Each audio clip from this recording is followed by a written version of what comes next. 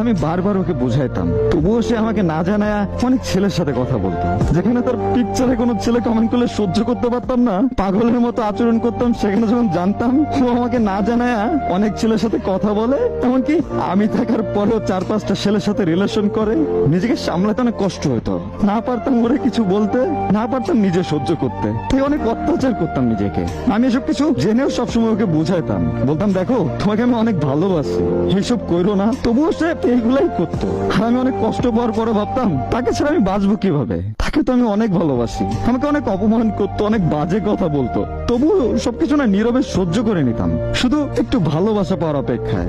2021 সালে যে কতবার ওর ব্লগ খাইছি হিসাব নাই। ওর সাথে কথা না বলে নিজেকে পাগল পাগল মনে হতো জীবনের কিছুই নাই। আমি বরাবরই ওর সব অপমান অবহেলা এই সবকিছু ভুলা জাস্ট চাইতাম যে ও আমার মনের মতো হয়ে যায়, আমাকে একটু ভালোবাসুক। কিন্তু ওর এই বাজে